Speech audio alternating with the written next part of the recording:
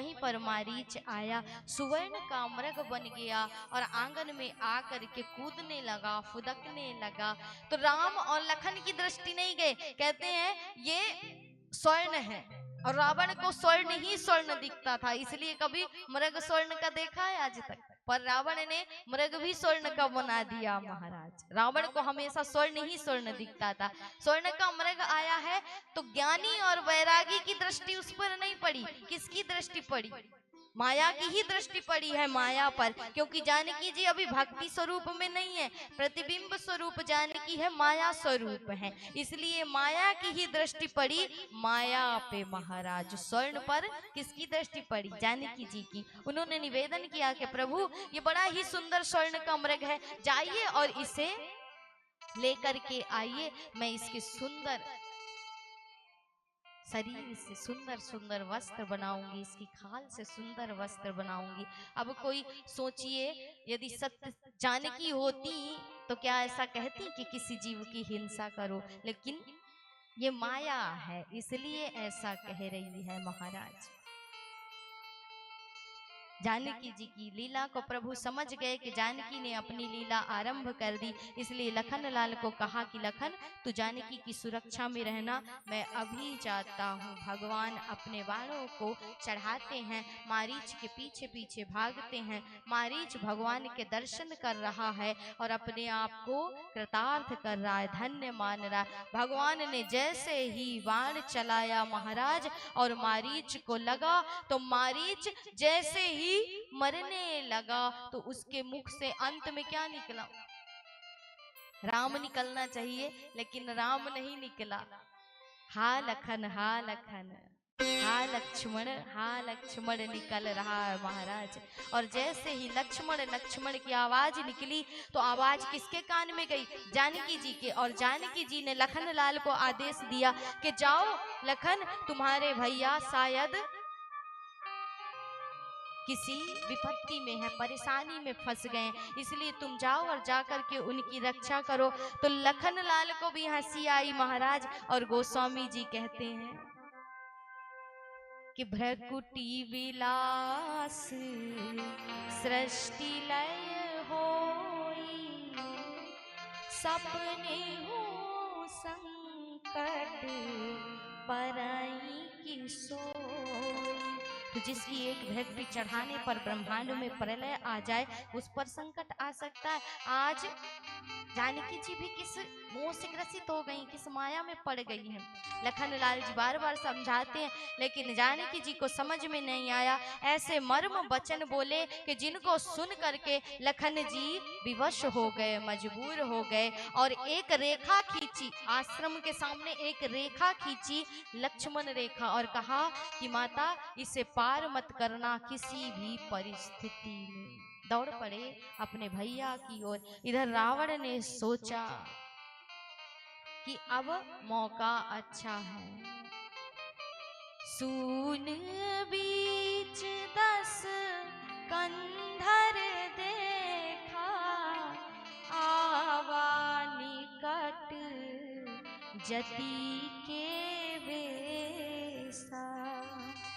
तो जैसे ही आश्रम में शून्यता देखी, वैसे ही रावण ने एक तपस्वी का भेष बनाया, एक सन्यासी का भेष बनाया और आ गया द्वार पर, भिक्षाम देहि की आवाज करने लगा।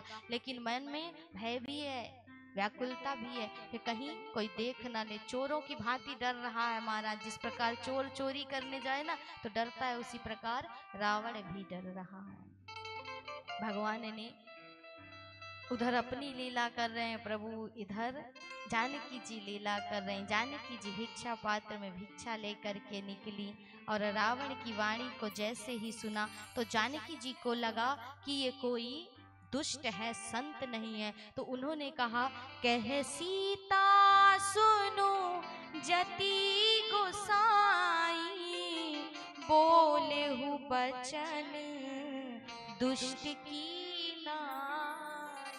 कि महाराज आप तो मुझे कोई साधु नहीं दिखते, कोई संत नहीं दिखते, तपस्वी नहीं दिखते, आप तो किसी दुष्ट की भांति बात करते हैं। अब रावण समझ गया कि ये मुझे पहचान जाएंगी, इसलिए हाथों को पकड़ा, केसों को पकड़ा और घसीटते हुए ले जा रहा है। जानकी जी बार बार पुकार रही हैं कि हे राम बचाओ बचाओ, बार बार पुकार रही हैं। लेकर के जा रहा है महाराज। बीच में यहीं पर जटायु जी आए। उन्होंने अथक प्रयास किया कि जानकी जी को बचा लें, लेकिन बचा नहीं पाए। चोंच मारने लगे रावण को, और रावण ने सोचा कि ये समय व्यर्थ में गवाएगा, मेरा कुछ कर तो सकता नहीं, इसलिए जटायु के पंखों को काट दिया। वहीं पर जटायु जी गिर पड़े, राम राम शब्द करते हुए गिर गए। जानकी जी को लेकर के रावण जा रहा था, और जब रावण जानकी जी को लेकर के जा रहा था तो ऋषिमुख पर्वत पर जानकी जी ने अपने वस्त्रों को फेंक दिया था महाराज। जो भी अलंकार थे उनको फेंका था। इसीलिए बानर खोज करने जब निकले हैं तो जान गए थे महाराज। जानकी जी का हरण करके ले गया। राम राम कहते जटायु वहां पर बेवल व्याकुल पड़ा हुआ।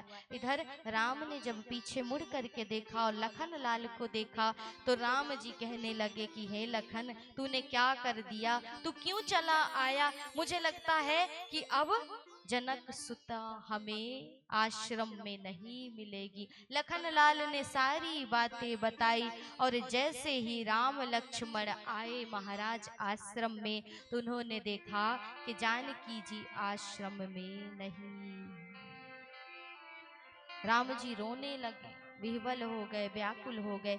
हे सीते करके पुकार रहे हैं, सबसे पूछ रहे हैं, वृक्ष से, लताओं से, पताओं से, रज से, कड़ से, पशु से, पक्षी से, सबसे पूछ रहे हैं कि क्या तुमने मेरी जानकी को देखा? लेकिन कोई उत्तर नहीं मिलता महाराज। यहाँ पर ब्रह्म रोए उचित लगता है, लेकिन भगवान ने एक चेतावनी दी है, एक सूचना दी है समाज को कि जब भगवान अहिल्या का उद्धार करते हैं अपने चरण रज से, उसे जब स्पर्श किया और वो शिला नारी बन गई, तो जितने भी तपस्वी थे, जितने भी संत थे, उनके मन में एक कामुकता जगी, एक भाव जगा कि हमें भी गृहस्थ जीवन जीना चाहिए, हमें भी नारी की आवश्यकता है महाराज। तो उन्होंने क्या किया, हर ऋषि ने अपने आश्रम के सामने एक पत्थर रख दिया कि जब राम आएंगे उनकी चरण रज लगेगी तो ये शिला नारी बन जाएगी। इसलिए राम ने जगत को बताने के लिए ये लीला की कि नारी की आसक्ति ऐसी है महाराज जिस पर जीवन भर रोते ही रह जाओगे और कुछ नहीं मिलने वाला। आज ब्रह्म स्वयं रो रहा है, इसलिए उन वैरागी, उन तपस्वियों को भगवान ने एक चेतावनी दी है इस लीला के माध्यम से। भगवान आगे बढ़ते हैं जानकी जी की खोज में। जटायु का सामना हुआ प्रभु से, और जटायु ने सारी बात बताई कि नाथ दशानन ने यह गति की थी महाराज, और किसी ने नहीं, रावण ने मेरी यह गति की है। वो जानकी जी का हरण करके ले जा रहा था। मैंने सोचा कि मैं शायद बचा लूं माता को, लेकिन बचा नहीं पाया प्रभु, मैं असमर्थ हो गया। तब भगवान ने जटायु को अपनी गोद में लिया और कहा तुझे अजर अमर कर दूं। तो जटायु ने कहा कि महाराज अब कौन जीना चाहेगा, किसकी इतनी अच्छी मृत्यु होगी कि राम के गोद में मैं अपने प्राणों को त्यागूं। जटायु ने अपने प्राण त्याग दिए, भगवान ने उसका उद्धार किया, अंत किया। प्रभु ने जटायु पर कृपा की। उसके बाद प्रभु ने एक और राक्षस आया, कबंध, उसको मारा। ये कबंध को जैसे ही प्रभु ने मारा, ये सुंदर गंधर्व रूप धारण करके अपने श्राप से मुक्त हो गया और भगवान की वंदना करने लगा कि प्रभु आपने मेरा उद्धार कर दिया, क्योंकि मुझे श्राप मिला था, मैंने ब्राह्मणों का अपमान किया था, अपराध किया था, इसलिए मुझे श्राप मिला था, और श्राप के परिणाम स्वरूप ही मेरी ये दशा हुई, मैं राक्षस बन गया महाराज। आज आप आए, आपने मेरा उद्धार किया, धन्य प्रभु मुझ पर कृपा की। जटायु भी प्रणाम करके प्रभु को अपने लोक चले गए और कबंध भी अपने लोक चला गया महाराज।